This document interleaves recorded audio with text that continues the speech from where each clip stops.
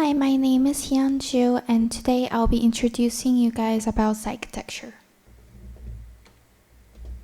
We'll be looking to what it is and the examples of it, like casinos, church and cathedrals, shopping malls, and we'll be wrapping up with conclusion. What is architecture and why is it so important to us?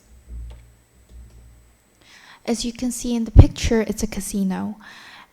Why do we spend so much time and money in casino by constantly staying there even if we know that we're going to lose money? This lies in architecture, also known as architectural psychology, which shows how one's thoughts, behaviors, mental states, and more could be influenced by architectural designs. For that, understanding the study is crucial not only for architects and designers, but also for the users of the building. Architecture can easily be recognized in casinos, church, and shopping malls. First of all, we'll be looking into casino designs, which makes us spend more and stay more. Casino is a great example to know how much simple it is to trick other people by ways of forming its space. Like the question I asked you before, casino is a very manipulative place where they keep in control of their customers. Designs of casino have its own guidelines. They make less windows to make the patrons lose track of time. By this, it locks them inside so they keep on playing. Secondly, they make labyrinthine spaces, which make them hard to navigate. They hide necessary places like bathrooms,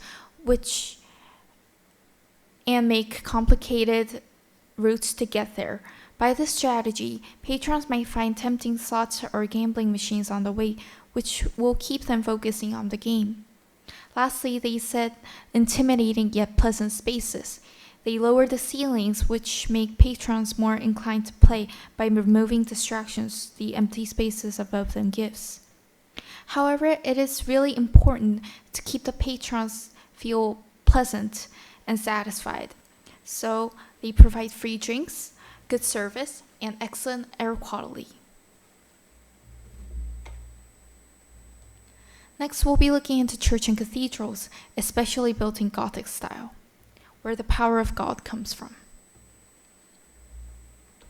And this particular place requires people to be focused on the sanctuary where the priest gives them speech to the congregation.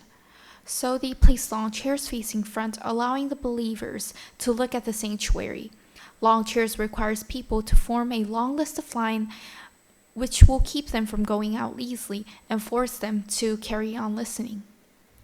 Also, they try to use transcendent and sensual light by utilizing stained glass that projects a variety of understated colorful lights produced by the prism gives them divine impression, inspiring faithfulness. These factors give power to the sanctuary area, which is the pastor, and provoke members of the congregation to worship their God.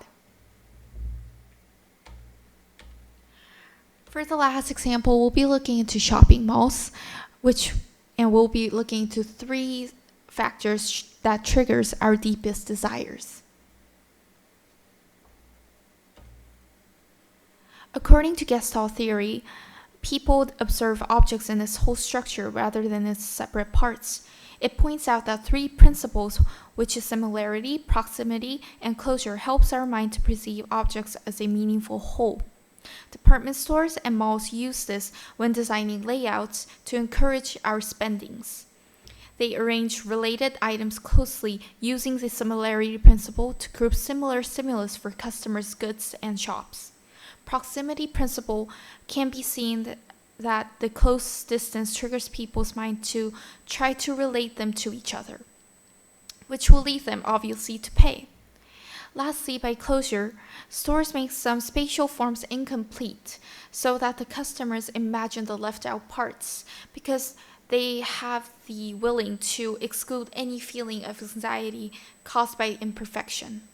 These factors can be shown in every top-selling shops like Tandy, Soda, and Esquire. Tandy uses proximity strongly, and others use closure strongly to stimulate clients' desires for impulse buying. We'll be wrapping up with conclusion knowing the importance of architecture. Given all these points, architecture lies within our lives. Buildings don't just work in functional ways. They don't just occupy in random spaces. They work in ways that communicate with us. Buildings don't just build our society, they shape our society. Various connections between humans and architecture exist, and it is important to use these to improve our livings.